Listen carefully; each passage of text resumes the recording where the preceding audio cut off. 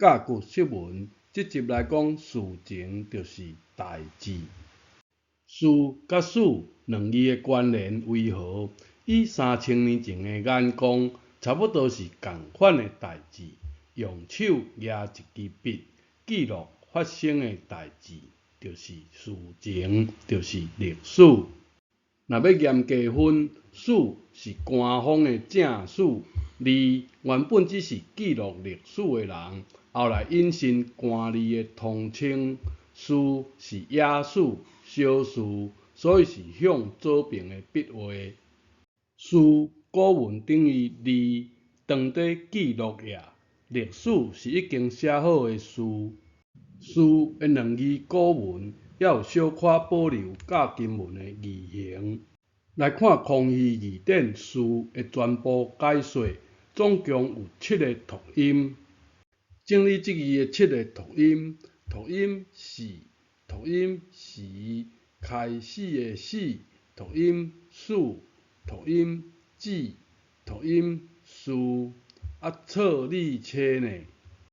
错是自理车，左列切，读音节，因为有中文母伊，子伊等于之伊，节列切就读字。事正经就是字加声字。发生什么事？上声事？阮阿爸安尼讲，嘛有符合文献的读音哦。好事就是好字，本意就是拿笔记事。现代人讲到事情，已经无想到拿笔啦。同款，闽南人讲代志，是照3000年前的口语习惯，已经无拿笔记录的意思，顺口语的讲法。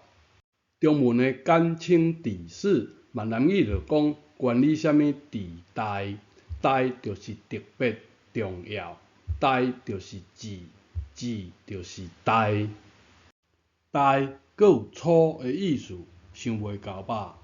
一开始字的意思嘛是粗也，所以代字嘛会使想做字的头前加一个语词。代人啊，就只是小可代志，无特别嘛无记录的代志，这算是延续3000年前甲骨文的习惯啦。代就是字，就亲像事情本意是爱记录的，但是现代人已经无安尼想啊。搁再次提醒一下，咱豆豆仔来惯死安尼写的代志。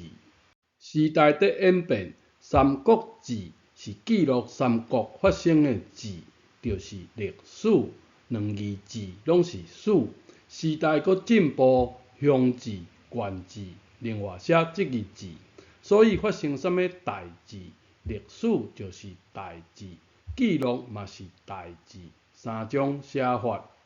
志是甲代志记伫底，记伫书刻，记伫简册。有人讲咱乱改先人的著作，未朴假朴啦。这句甲咱建议的人，应该是照文献读啦。毋知你的看法为何？欢迎留言你的看法。这段的解说有需要更改无？如何改呢？有啥物线索可参考无？欢迎留言。阁有一种记，记伫，甲听到的声音记伫心内，就是记伫。甲声音记伫手里，是咱教育部记伫的方法。这集先讲到这，下一集阁有新整理第17个另一个主题哦。感谢你的收看，咱下一集再会。